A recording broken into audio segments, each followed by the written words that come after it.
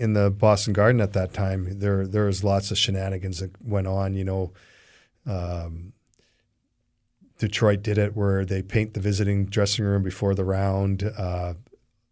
Boston, they had welded all the windows shut. There's no AC in the Boston Garden, and they've welded all the windows shut, and it's hot out. And that's because of the whole fog issue that you had in that game. That, yep. So there was not only the triple overtime or whatever the heck, double overtime, but there was the power outage and multiple times where both teams skated around to clear the fog. Right. So it was a long, long night. Man, how things have changed. Yeah. How about home ice advantage, though? Oh, yeah, it was crazy. And no in-house food. Like now there's, you go into double overtime, you got in-house food, you can order it down and stuff like that. They had to get pizza delivered. Wow. To the room. Well, it's funny. He brought up home ice advantage. That's one thing that I don't want to say disappoints me about the game, but how uniform it's becoming. Like you go into any barn and the only way you can tell where they're playing is by the logo in the middle. Where back in the day in Boston Gardens, you were told, don't go into the corners. Yeah. Because they cut off real quick. Well, they tried it in Jersey when we were in the Stanley Cup final with the Kings. We got in there. We're traveling coast to coast, and we get in and they've left all the doors open. We're a big, heavy team, right? And it was stinking hot in that building. Oh, boy. It's in June. It's humid out, obviously. Yeah, and we ended up pulling off that game one, and then obviously the NHL realized what went on in game two. The doors were zipped up. The place was cold again and stuff. But yeah,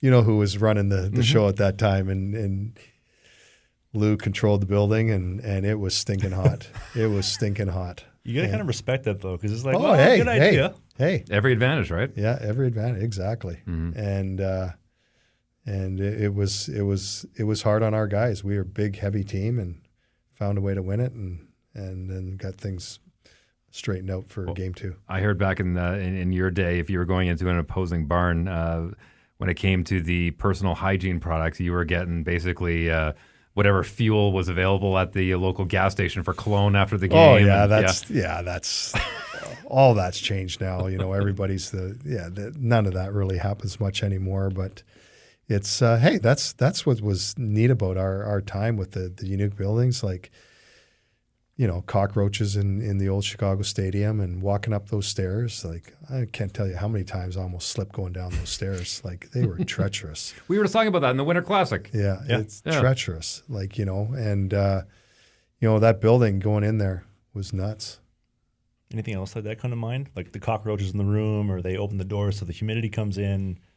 Because it reminds me of the Danbury Trashers putting fish in the vents and turning the heat all the way up, or stuff like that. No hot water in the showers. I mean, the list is endless, right?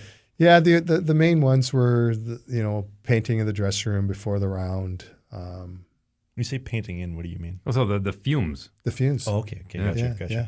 They literally the day before they paint the visitor dressing room. Oh, here you go, guys. Looks brand new for you. Yeah, sub would fix it up for you. Oh yeah, yeah. There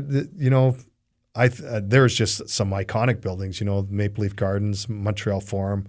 I remember like my first playoff game with the Bruins was in the Montreal Forum, and the wooden banners. Like you just wouldn't have it now. Like the bench in Toronto, and then you got the fans right behind you. Right. With no glass. With no glass. Yeah. Any crazy fan interactions you had? Whether it be sitting on the bench or in the cage? A few. Nothing that I really want to talk about, but there's been few over the years.